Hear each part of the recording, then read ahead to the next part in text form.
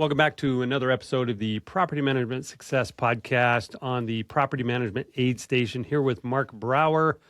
Mark, let's get into it. Let's get into it, Tony. How's it going? It's good. It's good. We were just talking a little bit about a text you received. We don't need to talk about that, but it put us both in a pretty good mood, I think. So, Yep. yeah. We just came back not too long ago from the Property Management Systems Conference, and I thought it would be fun to unpack that a little bit, kind of share some of our takeaways, just some insights, and just talk a little bit of industry dirt maybe. Yeah, man. Let's do it. You lead out. All right. So it's a pretty unique conference. So the conference starts with a day where I lead a hike on that first day. So we start with, it's a 3-mile hike up through the Red Rock Canyon. And we go do that, and that kind of starts and kicks off the conference, and that kind of gives you a chance to get to know other people. It's been a really fun hike. We've done that the last few years. Looking forward to doing it again. And then the unique thing about this conference is that it's not in a big, giant conference room. I don't know how many breakout rooms there were, but there were probably 12 maybe. I don't know, 250, 300 attendees, 12 breakout rooms, and so you were constantly going in and out and meeting different people. But the unique thing about it is it wasn't on a big stage. There weren't people standing there talking at you. So that's the upside. The downside was there were several people that I know were signed up for the conference that I wanted to connect with. And just because of the format and the layout, I didn't get to connect with them. So that was kind of the downside. But there were some great presenters, great speakers. What I like about it is you don't have to be a really good speaker to be chosen. I'm not saying that they weren't, but it's a lot more intimate, or it's just easy to be in a hotel suite where you're talking to 5 to 20 people and talking just about a specific topic. So we got to see and interact with some people that you don't normally see on the big stages. So that was one of my takeaways was you got to see some insights from some people you wouldn't normally see. Absolutely. I agree with both points you're making. The smaller, more intimate nature of the sessions and the abundance of scheduling options, each presenter presented multiple times. So that made it more accessible to get in. And also, I noticed feeling like I wanted a larger room to be able to move around in and help make it more likely that I would connect with all the people I really wanted to connect with. It really felt sort of siloed. There was bowling night, of course, but I mean, that was like hyperactive, like competition based, like you had to stick with your team and get that list done, the scavenger hunt, bingo card or whatever. So I was craving more of a unstructured, free-flowing, low structure format in a shared space where everybody could move around and talk. That's not provided. I think if they can provide that element, not just once, but 2 or 3 times during the week, that would really enhance the offering. Yeah, I agree. The after hours, while it was fun, matter of fact, I want to show you how fun it was. You mentioned bowling, and I don't know, those of you that are listening, you can't see this, but I'm holding up. This was a very hefty trophy that we won. We brought it back. We are the Property Management Systems Conference champions for the bowling bingo tournament. And so we brought this back. Mark, you and I were on a team, and we were able to bring home the champions trophy. So that was pretty on brand for us to be able to walk away with that. It was a lot of fun, and you had to have more creativity necessarily than straight bowling skills, but we were able to pull that in as the winning team. Super fun. Yeah. I sort of probably broke protocol when I got there. I arrived a day late, and Pete Kankowski was signing me in, and I got a preview of all the bowling teams on big sticky notes on the wall in his hotel room. and he started slating me on a team. And I said, no, I can't be on that team. I don't get along with that person. You need to put me on Tony Klein's team. Oh no. Oh no. So now it's going to look like we stacked the team to take home the trophy, but Listen, if anybody actually is foolish enough to believe that putting me on a team stacks the team, then they can draw their own conclusion. But no, it was really fun. It was great. yeah. Well, what were some of the things that you saw? We'll move off the bowling, even though I'll show you guys the trophy just one last time because, anytime you bring home a So trophy, beautiful. you got to brag It's on so it. beautiful. It's so heavy. It was so heavy, and my carry-on, I had to change around my carry-on to get it home because it literally is heavy and fragile and all these things. So anyway, so talk a little bit about what you saw from takeaways from the event. Was there anything that resonated with you? Different topics that you saw that you thought this makes a lot of sense, or was there anything where you saw maybe people chasing some squirrels? No, I thought all the topics, every session I joined, I got something valuable from. Yeah, very productive. Yeah. I mean, you know how I am. I like more content around leadership development and mindset. I think we're light on that stuff. But it is what it is. It's a systems conference, and the stated goal of the conference is to give people the opportunity to learn and live implement, like work on their systems during this conference. And I think it achieves that. I think it does. It's great. Yeah, I think some of the things that I saw was there were multiple sessions on how to create a specific process. So there were people that were able to walk through those specific processes, get some feedback on how to do it. But I agree with you. This industry has become heavy on how to run a property management business as an operator. And there's less and less content around how to run a property management business as the owner, as the big picture thinker.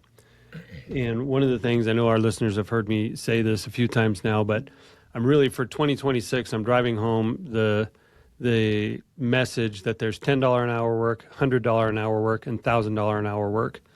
And what I fear is that when people lean too heavy into being sucked in as the business owner, figuring out how to create a specific onboarding process or a specific tenant termination process or application process, it sucks the owner back into doing that $10 an hour task, because they shouldn't be the ones that are trying to decide what steps we should take. They should be the ones that set the rules of what we're trying to accomplish, and then use our frontline team to say what steps should we be taking to adhere to or uphold the policies that we have in place, and then get the team to help us build that out. So one of the things I worry about when you have conferences or sessions or NARPM events where we do too much tactics, it pulls people out of that big picture strategic thinking and focusing on that $1,000 an hour activity. 100%. Well, tactical instruction is seductive because there's the immediate perceived payoff of productivity and forward momentum. It's the more abstract mindset work and leadership development that's more difficult to measure, I think, and sometimes feels too woo-woo, for people to really latch on and say like, oh, wow, I'm changing in the most. It's harder to point to your leadership journey and say, look how much money that made me. It's a little easier to see payoff evidence from the implementation of some tactical piece of operational advice. I would agree with that. I also think, though, that that's where the money is in the creativity, the big picture thinking, the seeing where the company is going, setting that 3-year vision and seeing how we're going to get there, keeping your head up, evaluating different tools. When Jacob first joined our team, I think he had to get a little bit used to the fact that we would change directions quite a bit. And the reason we do that is we're trying to create new things that haven't been created before. We're trying to do new things that we've not done before. And when you do that, you realize you're hitting your head against the wall. But if we just go around this way, there is no wall. And so we'll try something, we'll try it 3 or 4 times, we'll learn something by it, and then we will shift and do something in a different direction. And I think it takes a certain personality type to just know that success is more failure and determination and grit than it is actual success, because you got to fail way more times when you're trying to succeed with something than you're going to succeed. It's all those failures that teach you something. And so if you can reframe that and not frame it as, oh, I tried something, I failed, so I must not be good at that. And you reframe it as, I tried something, I learned something, and now I'm going to try it differently. And you learn again and try it differently. And eventually you're able to make it through to the other side. Success is a persistence problem. Yeah, I would agree. I also, though, you can be really persistent and walk 5,000 miles in the wrong direction, and you were very persistent. So you got to have a little bit of that heads up, strategic direction, coaching, mentorship, bouncing it off of a good friend, or just being determined of this is where I want to go. But I think you can't just be 100% leaned into, well, I showed up and I worked hard today, so I'll eventually be successful. I think you have to work hard in the right direction. Yeah. I think back to your earlier point about getting sucked back into $10 an hour work if you're the owner, I think we really need to be careful about sort of jealously protecting our time as the founder. You'll never be more successful. You'll never make more money, let's just say this, than the average hourly rate of the tasks you are saying yes to. It almost seems as if there's a point along this continuum of building a business where it increasingly makes, there's several points where it increasingly makes more sense to do less front lines and more high level stuff, where it makes sense to do less direct building with your own time and more recruitment and empowerment of people. And for me, that has been that shift where I was doing everything, then I was doing 90%, somebody else is doing 10%, and then as that shifted where operationally I'm doing almost nothing now in the company, and accordingly I'm able to do way more because I have leaders and frontlines team members doing the work. It's the gradual shift from being self-employed to business owner. And as it relates to systems conference, if you are under $1 million in revenue, certainly if you're under $500,000 in revenue, yeah, maybe that's where you should be plugging yourself in as the founder or the entrepreneur and figuring out how to at least put a basic structure in place that will enable you to hire team members and get a little bit more productive. Eventually, to your point, Tony, you want to be sending your director of operations to that conference. You don't want to be going to that conference.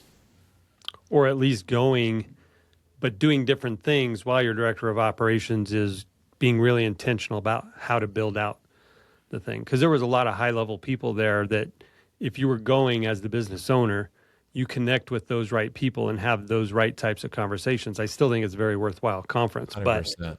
but you need to be protective of your time, like you had said. Here's a suggestion. If somehow this got back to Wolf, would be not only to have a few more opportunities for those large room networking, and they're going to say, well, yeah, that's why we had the happy hour, and that's why we had the bowling. And like, okay, but actually, no, like where everybody's there, almost like a vendor hall. I don't know, might mess with their format. The other thing I would suggest is that they show who's attending which sessions. So if I strategically want to get to time with and to meet someone, it would be cool to see who's going to what. And you should be able to do that through the app. Yeah. Or at least allow you to follow people so you could connect. I will say their app is really good. That's the best conference app that I've seen. Did they Yeah. create that app themselves? I don't know. I'd be interested to see. I know they had a similar app last year. I think it's better Yeah, this year. But yeah, allowing you to connect where if I want to follow you, I could say I want to follow you. And then as long as you accept that, I'd be able to see what system or what sessions you registered for for and sure. vice versa. They need a stalking feature. Yeah. I want to go into stalking mode. I want to see where Tony Klein is. I don't want it to be like serendipitous that I walked into the same room with Tony. I want to know where he's going to be, strategically place myself in his path. We did that a few times. Yeah, we did. It was good.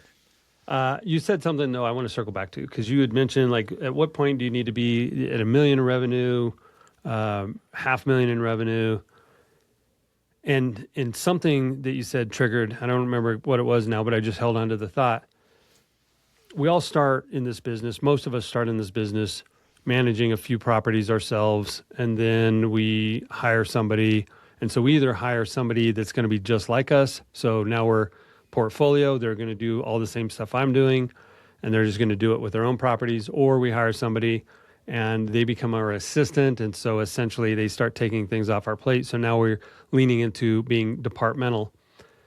But at some point, and I'm curious what your thoughts are on this, at what point in a property management business does the owner shift from being in the property management business to the people management business?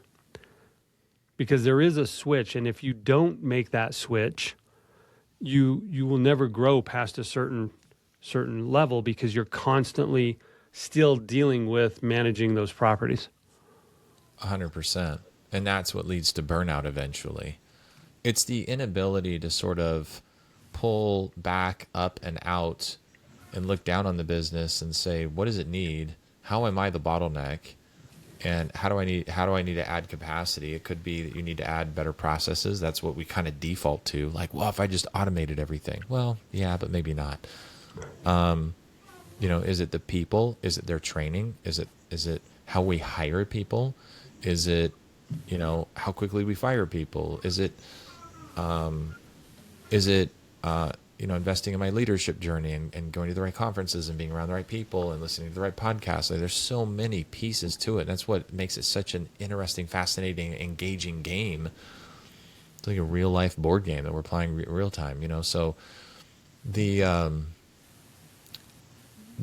very oversimplified answer to the question you're positing is something I heard from this YouTuber, CEO in a Bentley is his channel.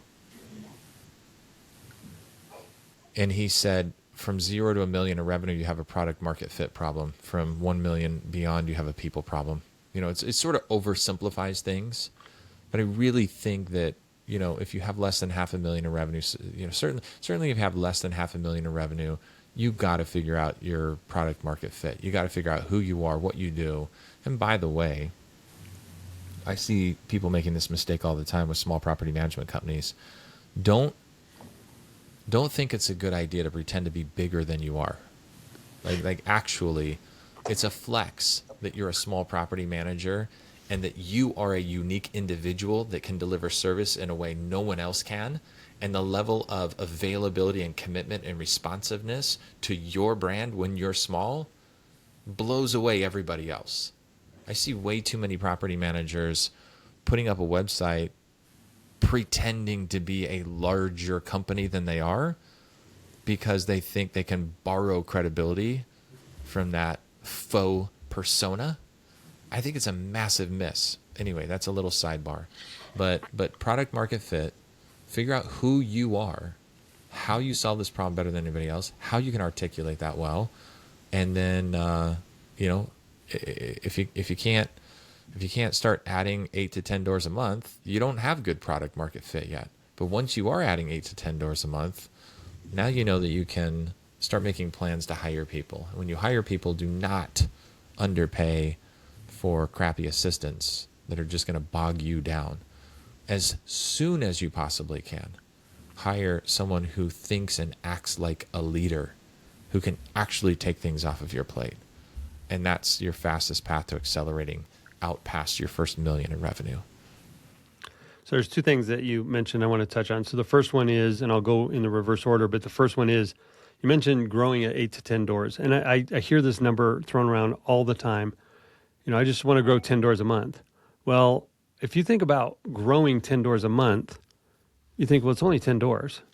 But for somebody that's at 100 doors, 10 doors, that's a massive growth in a month. And not only are you trying to grow 10 doors, but you're not going to close every door that you talk to that is a good fit. Some people are going to go in a different direction. Some aren't going to like your pricing structure. So when you're looking at growing, you're not looking to grow 10 doors. What you're looking at is, if I'm going to grow 10 doors, based on my closing ratio, which everybody thinks our closing ratio is higher than it is until they start tracking it, because in their mind, they start eliminating everything that wasn't a valid lead. And then they're like, well, I close 100% of the clients that I want to close, or I close 100% of the doors that I close. It's like, yeah, but the 100% of the doors you close were only, 25% of the overall opportunities.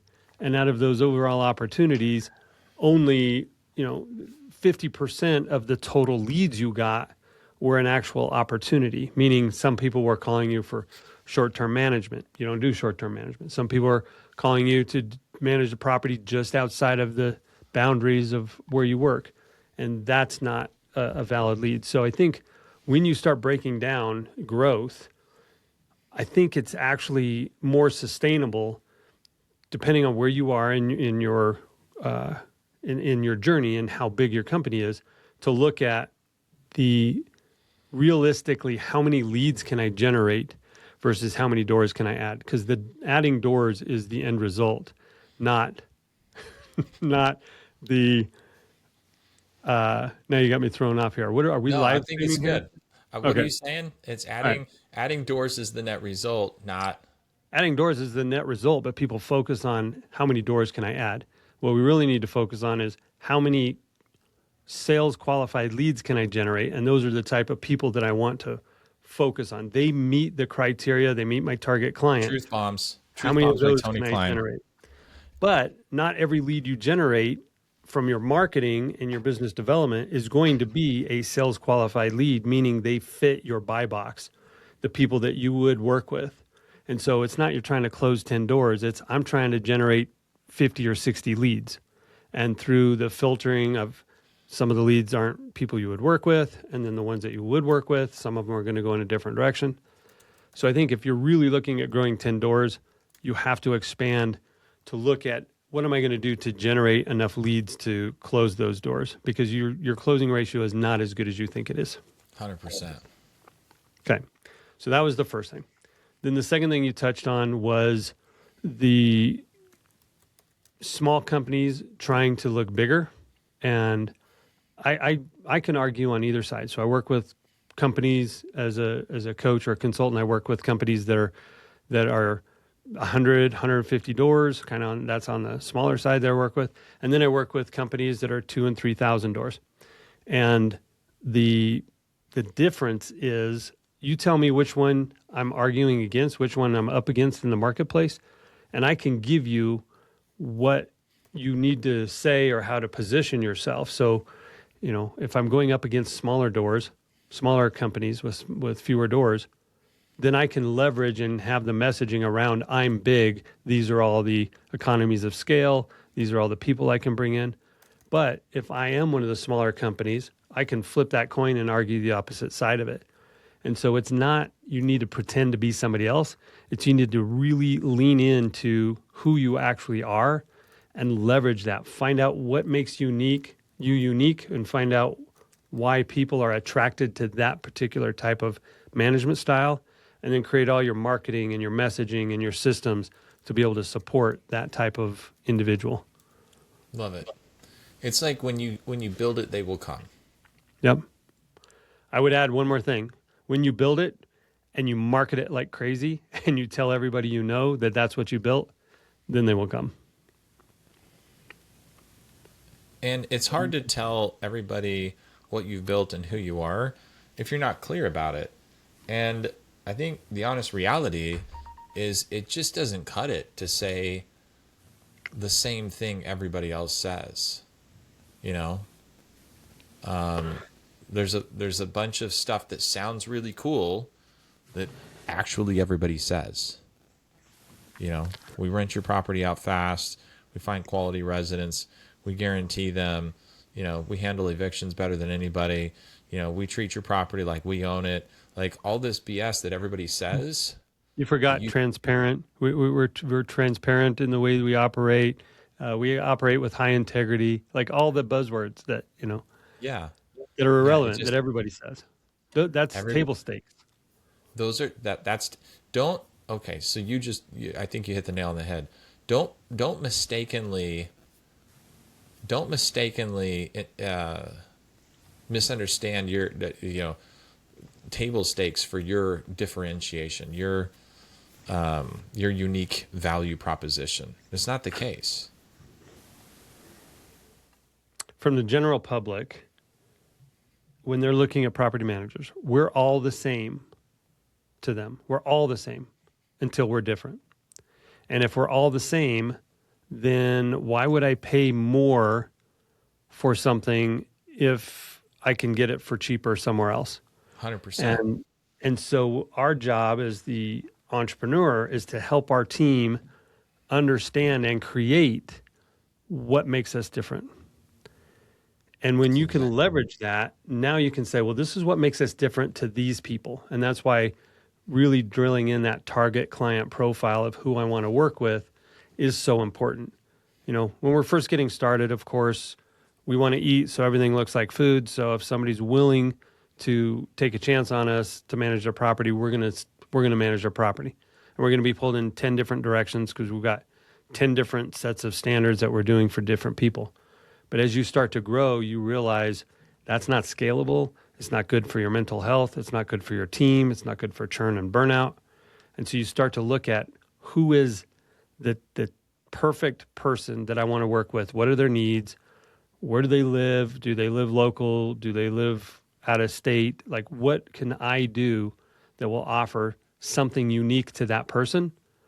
And then that's all I'm going to preach and promote. I'm not going to preach that I'm working with investors if I don't really like to work with investors. I'm not going to preach that I'm going to go drive by your property every 6 months if that's not what makes us unique. Now, if I'm going to say that's what makes us unique, then I need to build something out around that versus just having it as a bullet point on a website. 100%. I had someone on my team recently secret shop multiple local competitors, and I was delighted to find out they were all saying the same thing. And we say something very differently. We say something very different about who we are and what we do. Nobody else pitches property management services like we do. It's not a small thing to figure out what that is and articulate it very clearly. All right, I think that's a good place to wrap up this episode. So, if you're looking to do some work on figuring out what makes you unique and what makes you different in the marketplace, and you want to have somebody help you with that, obviously, you can reach out, and I'm happy to give you some pointers and point you in the right direction. But Mark, let's get him out of this aid station. This was a quick one, but let's get him out of here. You got this. Hit that trail for the next 5 to 7 miles. And what I want you to think about as you're running is what makes me so different and so unique that people should pay more for my service. And not only that, tell yourself over and over that you're worth more and really believe it. And then you'll start formulating that picture that you can then deliver with integrity where people will resonate with it. And with that, we're out.